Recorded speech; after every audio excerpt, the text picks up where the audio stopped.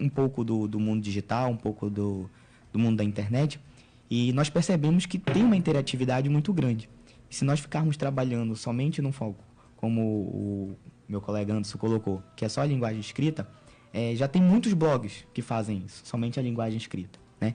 Então, para que a gente consiga ter acesso, para que a gente consiga ter um pequeno espaço, aí nós nos utilizamos da ferramenta do Facebook, né?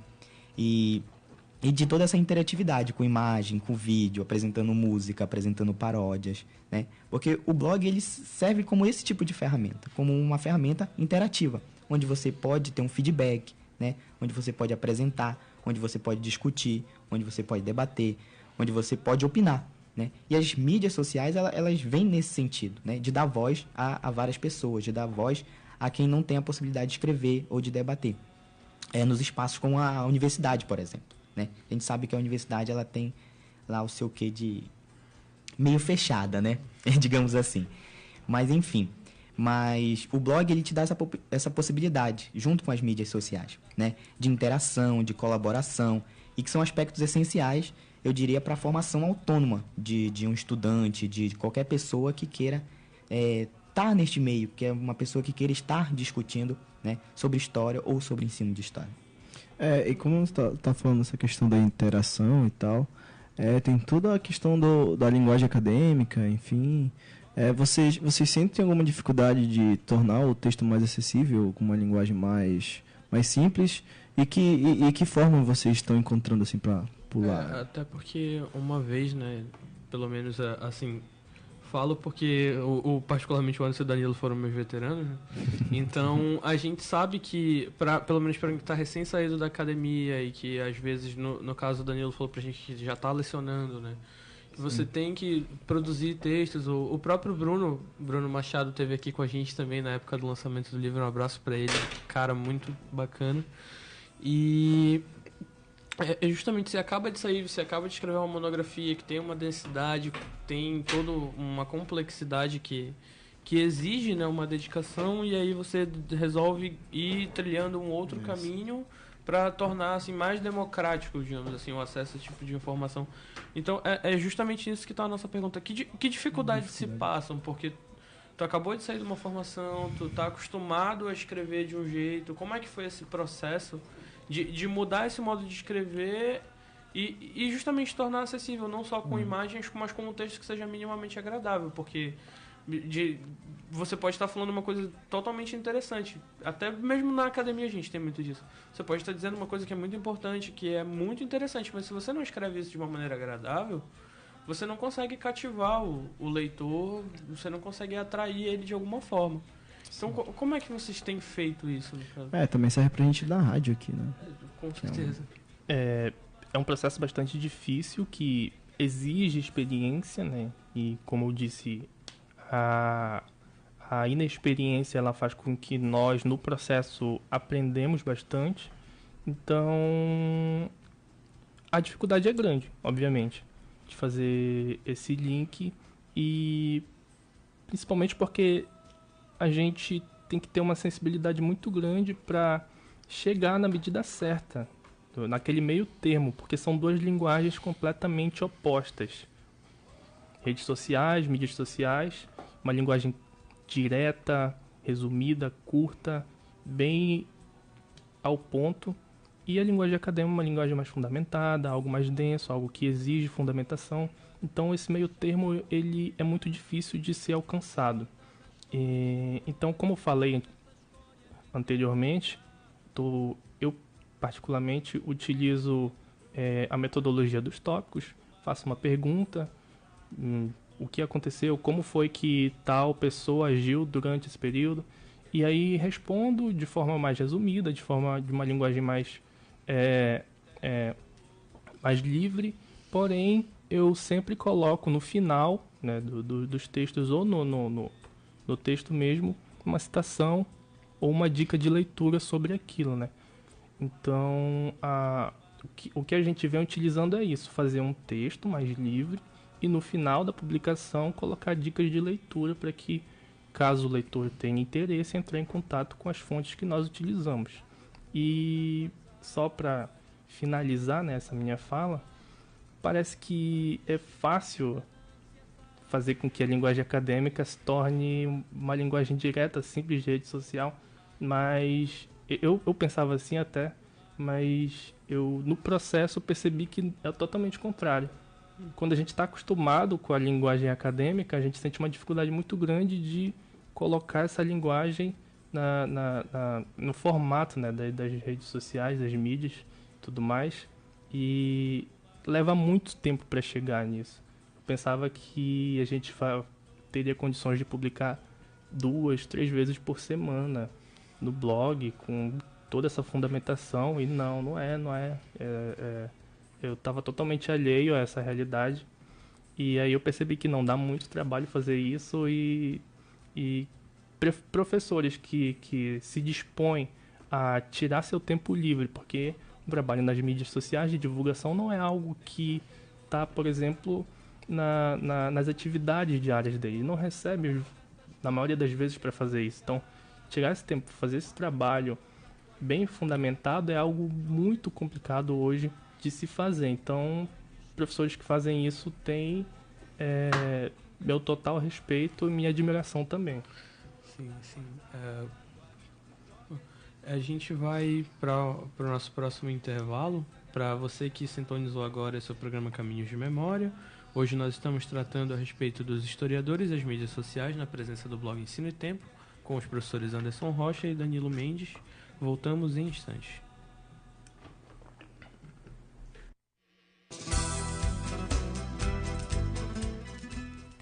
Estamos de volta com o programa Caminhos de Memória, hoje com o tema Historiadores e Mídias Sociais, com a presença do blog Ensino e Tempo, na figura dos professores Anderson Rocha e professor Danilo Mendes. E no nosso último intervalo você ouviu Johnny Bigode, Gengibirra Caliente, mais sim, uma papai. Banda mapaense. Mandar um abraço pro Billy, baixista que está ouvindo a gente aqui, que inclusive deu muitas indicações legais pra gente estar tocando ao decorrer da temporada. Um abraço, Billy, valeu. Obrigadão mesmo. E nesse terceiro bloco a gente resolveu elencar 2 pontos assim que eu acho que são bem pertinentes, né? Que a gente chamou de o academicismo versus as mídias sociais. Como conciliar ambas as coisas? Porque, pelo menos hoje, para nós, historiadoras e historiadores que aqui estamos, existe ainda uma rejeição muito grande a se inserir nesses espaços. A se inserir no rádio, a se inserir no YouTube, a se inserir num podcast, num blog. Então, eu acho que até hoje, né? Como é que dá pra conciliar isso? O Danilo, por exemplo, tá no PPGF aí. Como é que... Onde é que entra o Danilo blogueirinho e o Danilo... o Danilo mestrando, no caso? Como é que fica isso? Como é que é visto? Porque, infelizmente, hoje, né, a gente fala isso enquanto historiadores, ainda há uma rejeição muito forte da inserção dos historiadores e das historiadoras nesses espaços. Uhum. Então, como é que tem sido romper esse paradigma? Assim? Danilo blogueirinho. Olha, essa foi boa. A primeira vez que eu escutei. Apesar de já ser blogueiro já desde 2017, né? Mas, enfim, vamos lá. Olha... É uma situação problema, eu diria, né? Já começando por uma ideia de academicismo. É uma situação problema.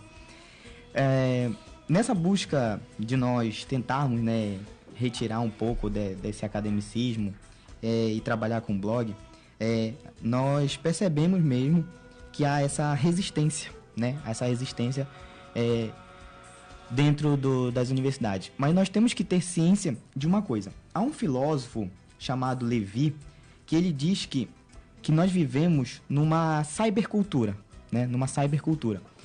E, além disso, ele se utiliza de outros autores, de um norte-americano, que diz que nós somos professores e os nossos professores foram professores de nativos digitais.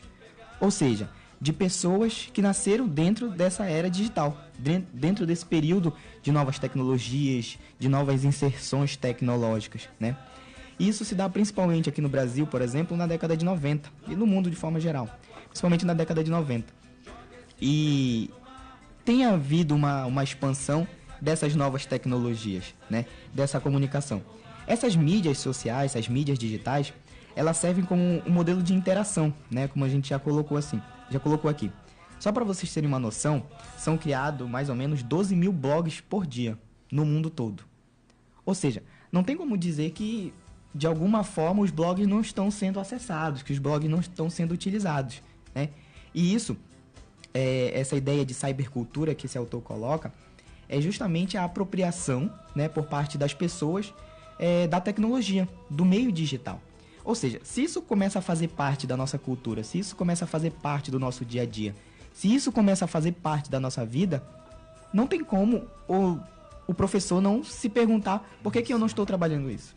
Não tem como o professor não se atentar a esses meios, porque isso está acontecendo. Eu agora como professor, na experiência mesmo, a gente vê no dia a dia a tecnologia na vida do aluno, né? Ele quer mexer no celular, ele quer mexer no tablet, ele quer interagir no meio digital, ele quer usar o Facebook, ele quer usar o Instagram, né? Ele quer usar o Twitter e também se utilizar do blog.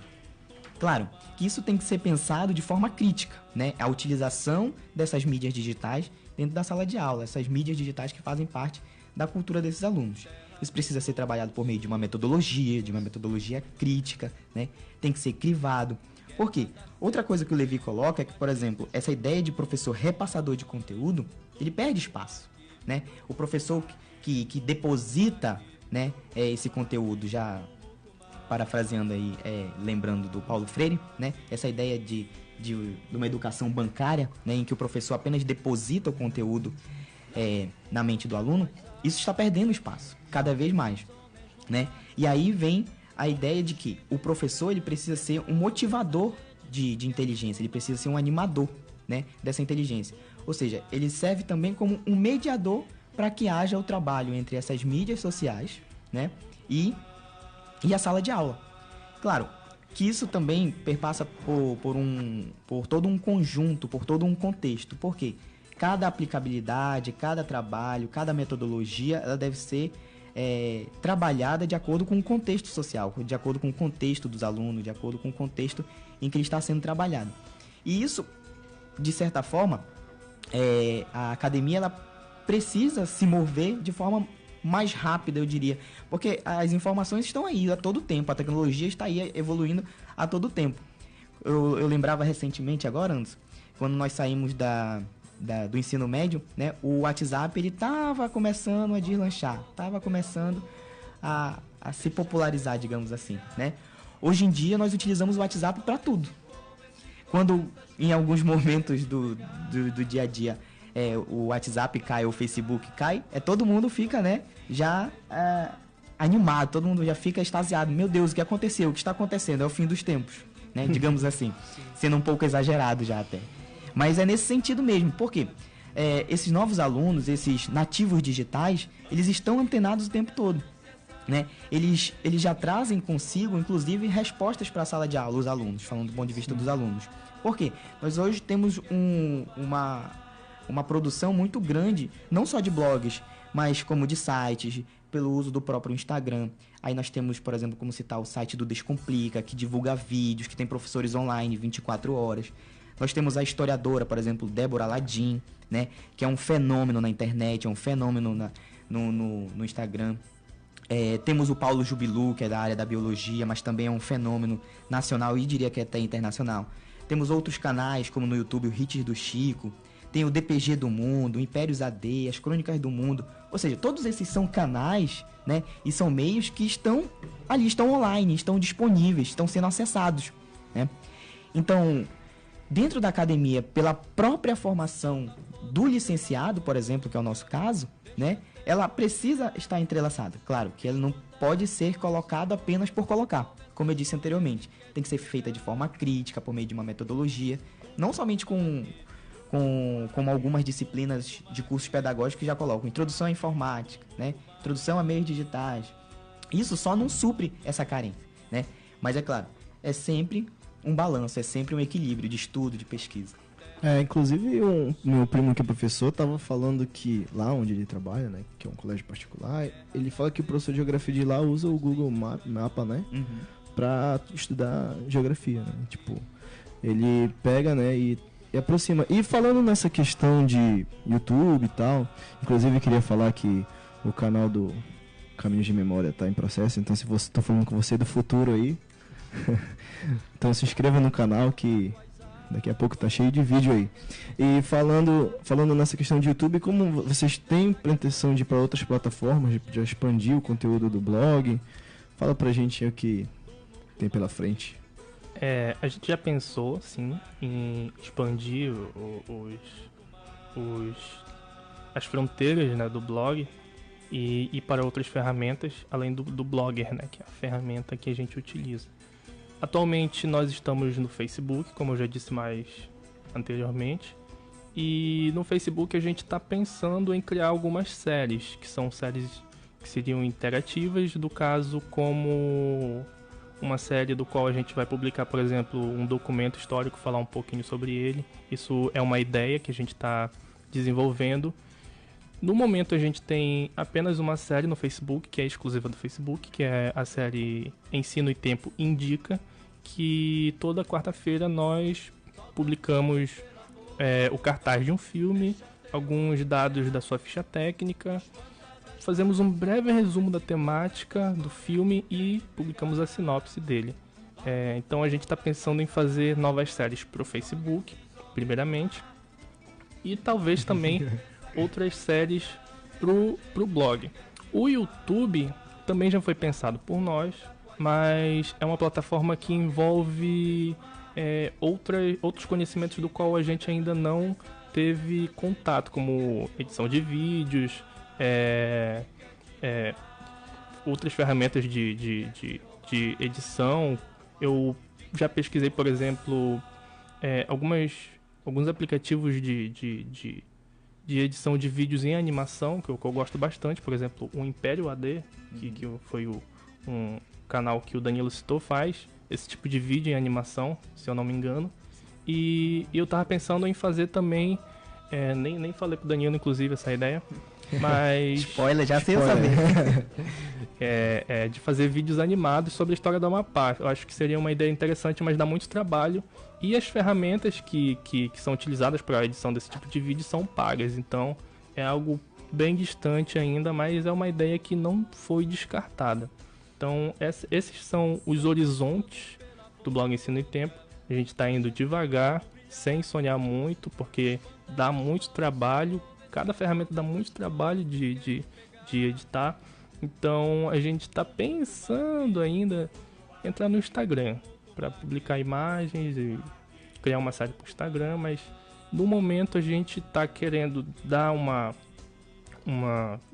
ter uma base forte no blog, sustentar ele, dar uma sustentação boa para o blog, para a gente não perder o foco, enfim.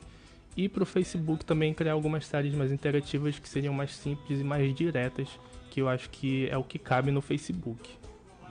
YouTube, assim, um podcast, de repente? YouTube e podcast são, assim, ferramentas que podem ser desenvolvidas no futuro, não estão sendo pensadas no momento, porque exigem ferramentas que a gente não tem condições de ter.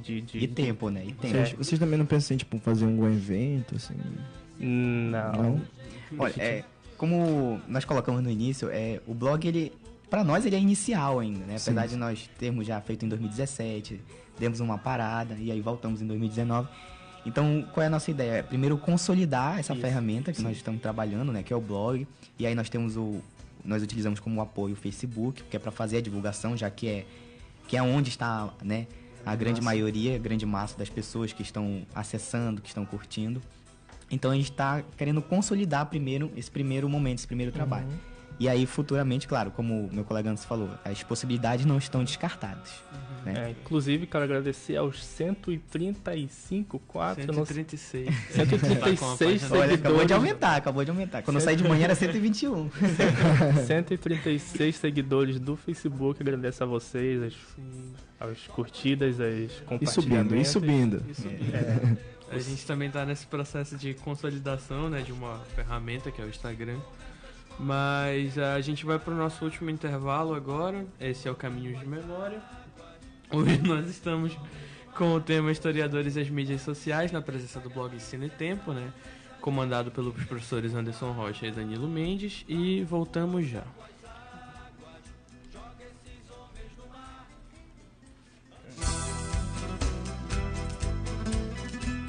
É isso aí, voltando com o programa Caminhos de Memória, no seu último bloco.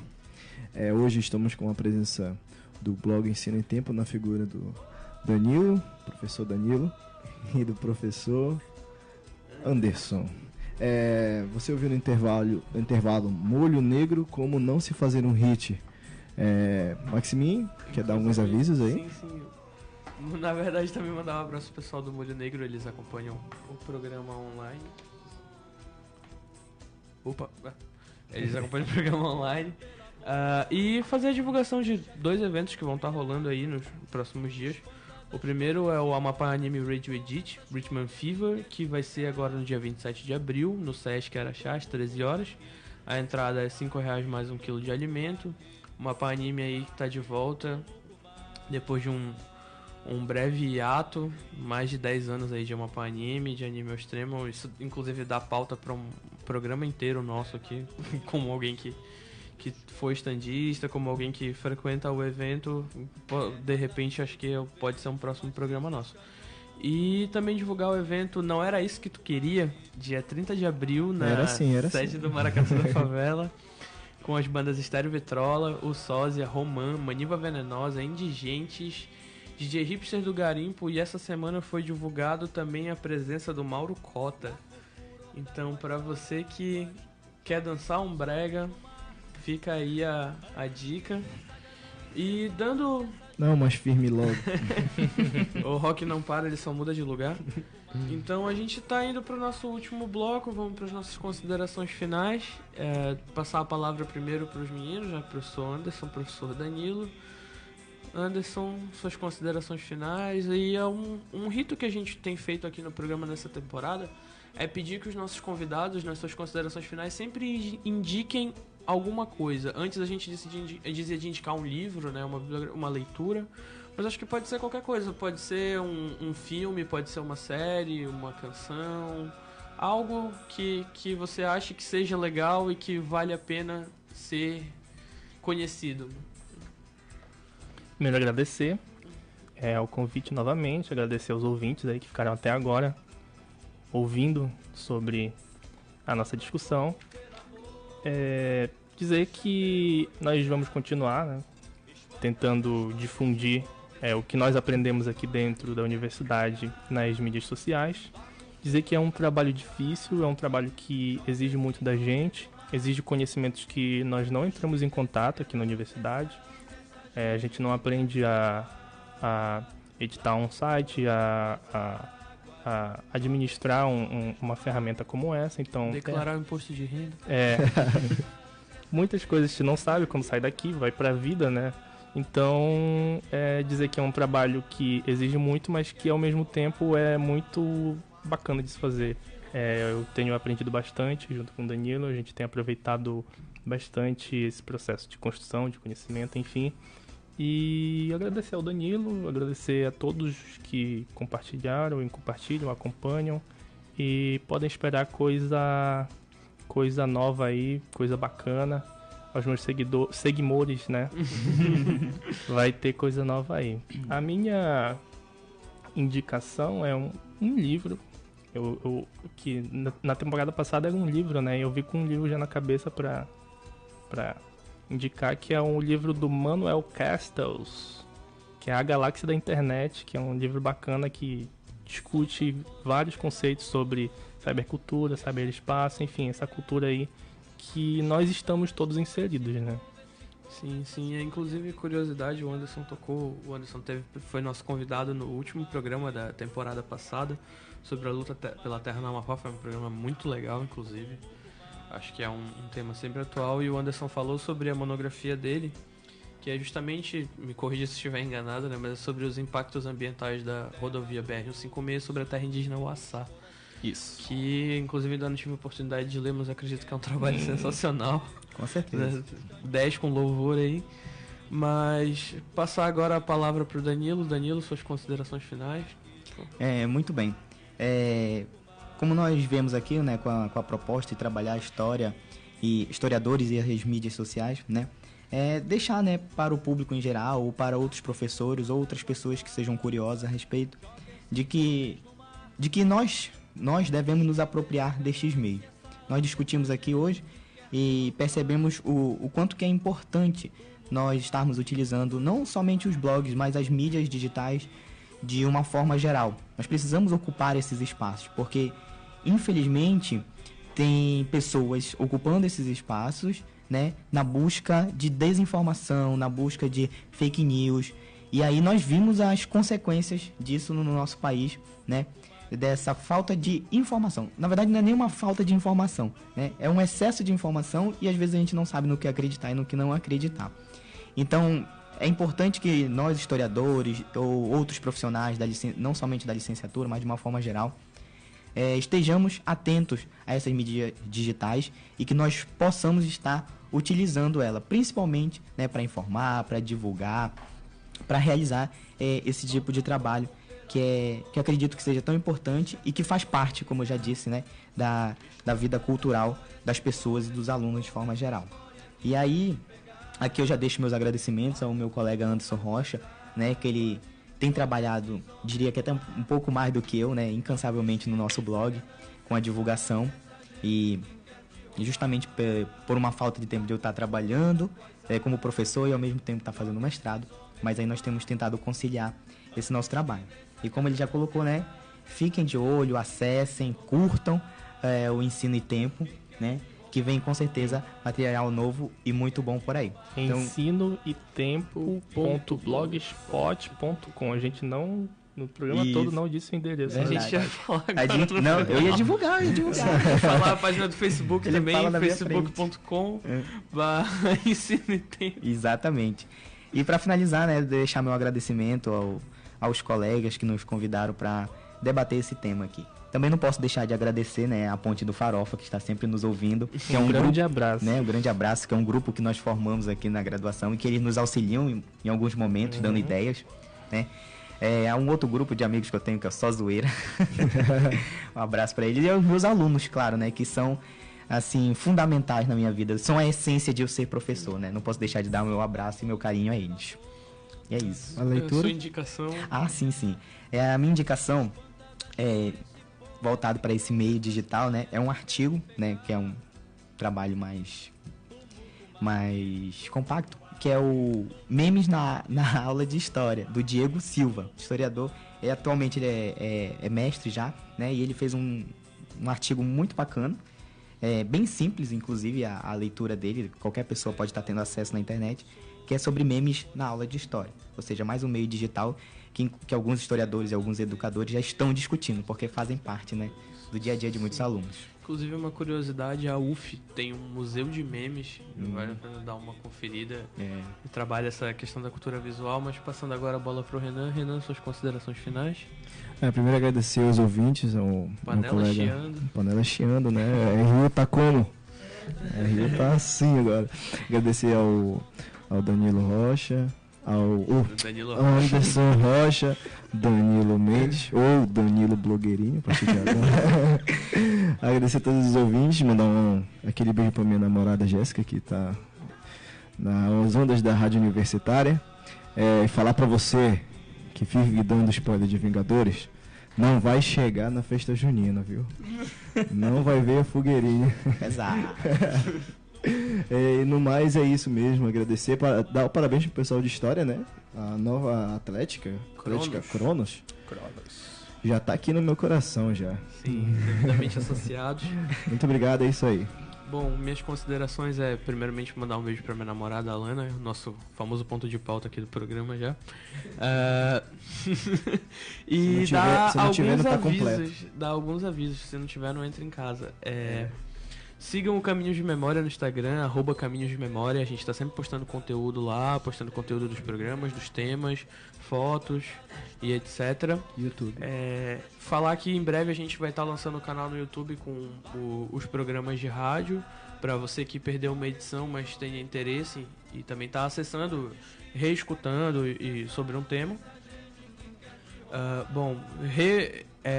Refazer o convite para uma Anime Radio Edit no dia 27 de abril, sábado, agora a partir das 13 horas no Sesc Araxá, entrada R$5 mais 1 quilo de alimento.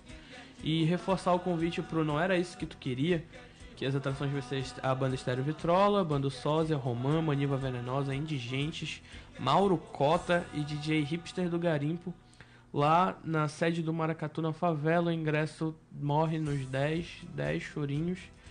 Assim também deixar o aviso, visitem o blog Ensino e Tempo, ensinoetempo.blogspot.com, e no Facebook, facebook.com/ensinoetempo. E para finalizar o nosso quadro de avisos e encerrar o programa, dizer que no Centro de Memória, agora no CEMEDAC, nós estamos com uma força de trabalho de estar comercializando alguns livros.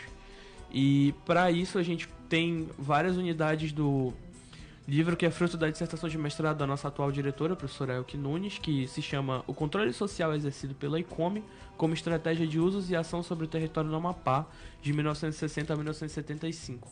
Ao longo da semana também a gente vai estar recebendo algumas unidades do livro da nossa ex-diretora, que está em pós-doutoramento, a professora Verônica. Um beijo, professora, estamos com saudade. E sua dissertação de mestrado, a professora Verônica fala sobre escravidão no Amapá no século XVIII, e a tese de doutorado ela já vai trabalhar o período do território federal de 1943 a 1970. Todos esses livros estão sendo comercializados no valor simbólico de R$15, e o nosso objetivo é angariar fundos para comprar uma impressora que a gente está precisando e uma geladeira. A universidade não está em condições de ajudar a gente no momento, então a gente decidiu juntar nossas forças e fazer esse trabalho aí com as nossas próprias mãos. Não faça você mesmo. 15 talquês. 15 talquês, 15 laranjinhas pra você aí. O nosso muito obrigado pela audiência, e voltamos na semana que vem. Esse foi o Caminhos de Memória com o tema Historiadores e Mídias Sociais, na presença do blog Ensino e Tempo, comandado pelos professores Anderson Rocha e Danilo Mendes. Obrigado pela audiência a todas e todos os ouvintes, e voltamos na semana que vem.